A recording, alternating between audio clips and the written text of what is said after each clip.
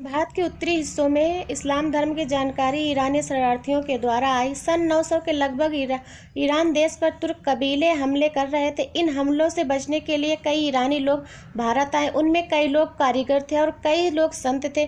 कुछ सिपाही भी आए जो राणाओं की रचनाओं में शामिल हो गए। ये ईरानी लोग मुसलमान थे। इनके संपर्क में आकर बहुत से लोगों को इस्लाम के बारे में जानकारी मिली। नंबर 4, सन 1190 के बाद भारत में तुर्क लोगों ने अपना राज्य स्थापित कर लिया था। इस समय तक तुर्क लोग भी इस्लाम धर्म मानने लगे थे। तुर्कों के साथ बड़ी संख्या में ईरानी, अफगानी, खुरासानी लोग भी भारत आकर बसे।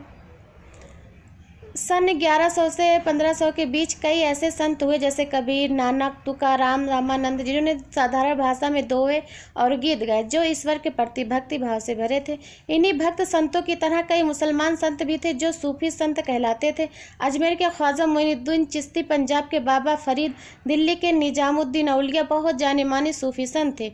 सूफी संतों के विचार भक्त संतों के विचार से मिलते जुलते थे। सूफियों ने इस बात पर जोर दिया कि सच्चे दिल से अल्लाह को प्रेम करना और अपने बुरे कामों पर पश्चाताप करना अल्लाह को पाने का सही तरीका है। इन संतों के विचारों की मदद से हिंदू और मुसलमान लोगों ने एक दूसरे के धर्म की समान बातें समझी। लोगों के बीच यह विचार बैठने लगा कि ईश्वर की एक ही ईश्वर है। उसे अल्लाह, ईश्वर, परमेश्वर, भगवान जैसे नामों से जाना जाता है। मिलने जुलने के फायदे। जब दो अलग अलग संस्कृति के लोग आपस में मिलते हैं तो एक दूसरे से बहुत कुछ सीखते हैं। जब अरबी लोग भारत आए तो वे अपने साथ वहाँ अरब के रीति रिवाज व धर्म इस्लाम लाए। अरबों तथा भारतीयों ने एक दूसरे से बहुत कुछ सीखा। इससे इनके रहन सहन तथा जीवन में बदलाव आया।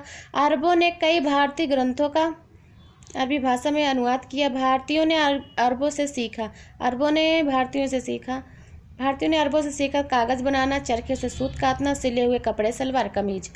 और अरबों ने भारतीयों से सीखा हिंदी संख्या से अरबी संख्या बनाना, संख्याओं की गणना करना, ज्योतिष, खान पान, कचौड़ी, समोसा बनाना, गणित, शतरंज का खेल, भारतीय संगीत, चिकित्सा शास्त्र, आयुर्वेद, विज्ञान।